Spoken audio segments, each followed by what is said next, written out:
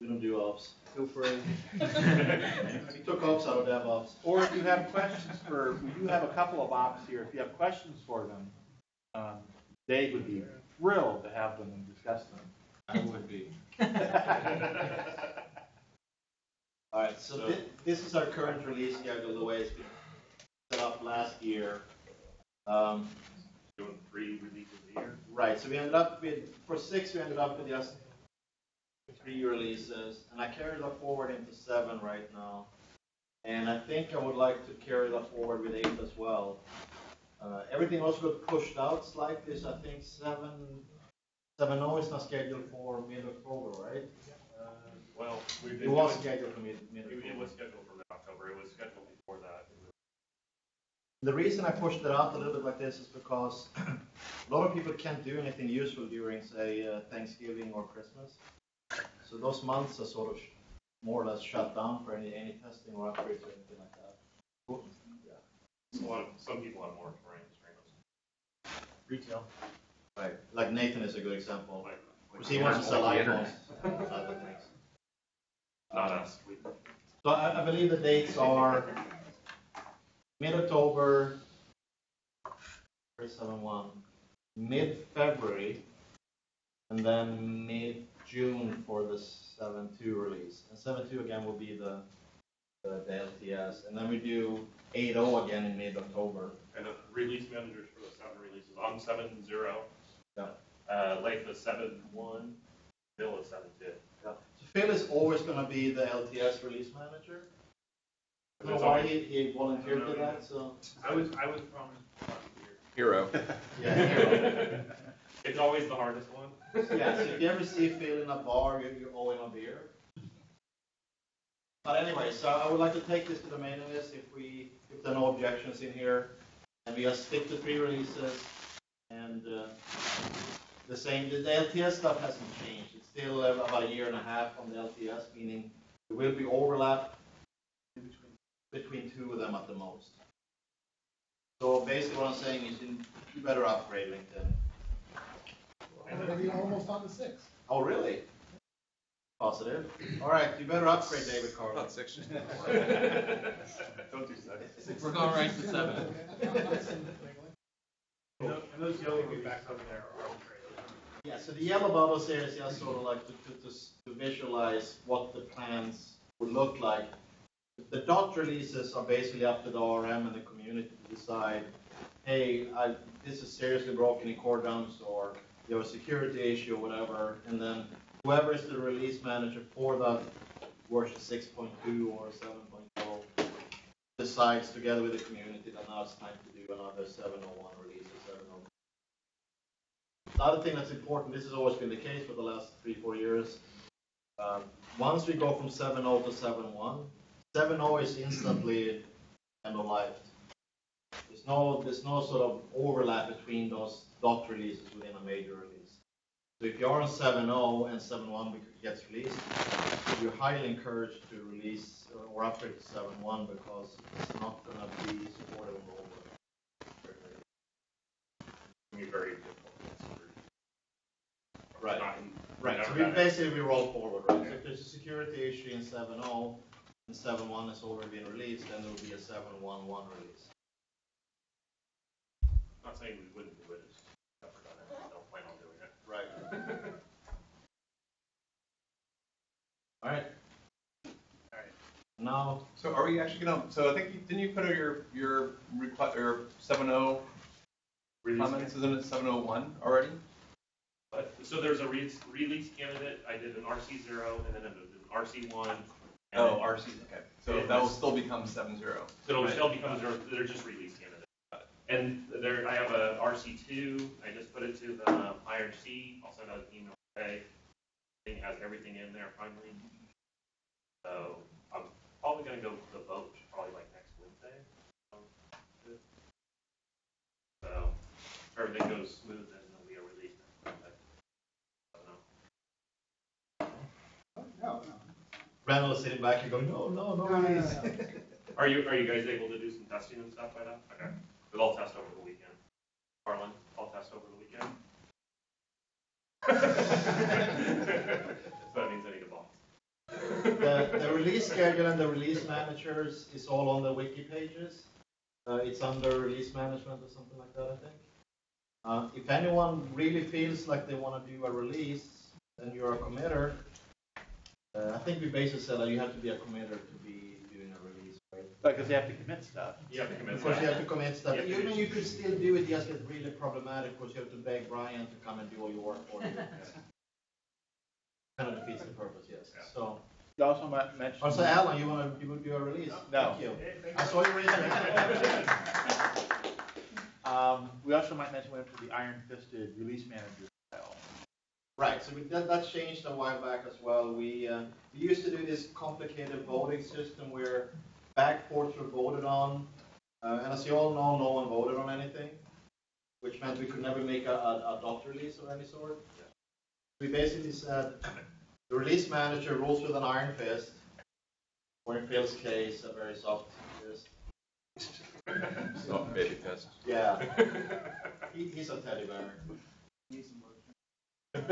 And but it's still the community, right? So what you do as a community participant, you say, "Hey, Phil, I really think that this should be backported to 721 or whatever it might be," and then Phil, being the teddy bear that he is, he usually agrees with you.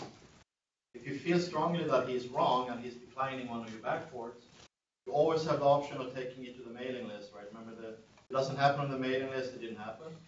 So you can always take it to the mailing list, and we can overrule the iron fist. I have a question about the major version and the minor version thing. Yeah. So if we keep the major version, which means the API will be backward for compatibility, and what Right. So we do strict semantic versioning, which each dislikes, but I think it's been useful. Basically, what we're saying is between major version, you're allowed to break whatever you want. Doesn't mean that you should break whatever you want, Alan, but you could. We try to keep cache compatibility just because it's very difficult. By we, meaning me. Yeah. Right, again. Alan tries If you notice a pattern, it's always Alan who's always the problematic person here. You try to force Alan to keep And so, in quite a bit of the times, you can actually run older versions of plugins on newer versions. Not recommended. But You should recompile your plugins.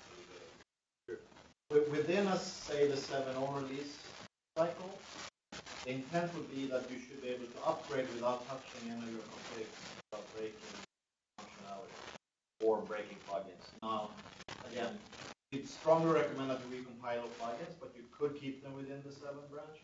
Now, going from 6 to 7, you definitely should recompile your plugins. Right.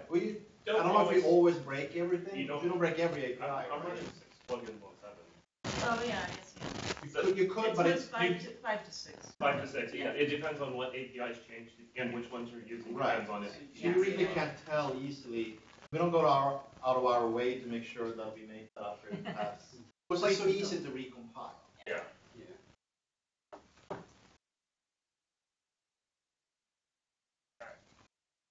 Not for something completely different. So, speaking of backports and everything, there's a lot of work that goes into that, and everybody's like, hey, I need my backport, I need that feature. It's a lot of work for the RMs, especially the LTS RMs, because so much stuff goes into that. And if anybody wants to help with that, feel free to let me know. So, came up with a process for doing backport pull requests that kind of puts the onus on the person wanting the backport. And it also helps with conflict resolution because it is a pain when somebody else's code has conflict resolution that you don't know what their intent was, and trying to get that all sorted out. So this is the normal backport, the normal 4th-branch PR that we have now. This is exactly how we do it. We have our upstream, we fork in GitHub. You have a feature branch, and you do a PR from feature branch back to master on the upstream. No questions, right? Real simple. What is the blue dotted line there? That's your fork. That's the other side of they're both on GitHub. So it's just a division between. So for the backports, we have our release branch here that's on the upstream, and so you need to just create a feature branch off of the release branch. Cherry pick your commit from master over into this. Do all your conflict resolution over here, and then PR that over to the release branch on the upstream repo. So it's the same process, just send it out one level onto the release branch. This release branch are typically named like 6.2.x or 7.0.x. You required a cherry pick, or can you? So I want to say yes. I don't know what other RMs would say, but I would say yes because Cherry pick dash x, yeah. right? Yeah. So cherry pick that. So you have to make sure that this is stuff that's already on master. So you don't create both PRs at the same time. And use cherry pick dash x because it gives you these nice messages in your commit message for doing having like breadcrumbs basically. And even if you do 3 at a time, they'll just stack them up there. And the third thing is uncomment the conflicts.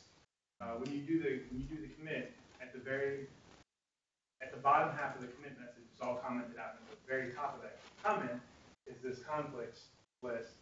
And if you uncomment those things right there, they end up in the commit message as well. So then people know, hey, these are the ones that you had to fiddle with to make this work on this branch.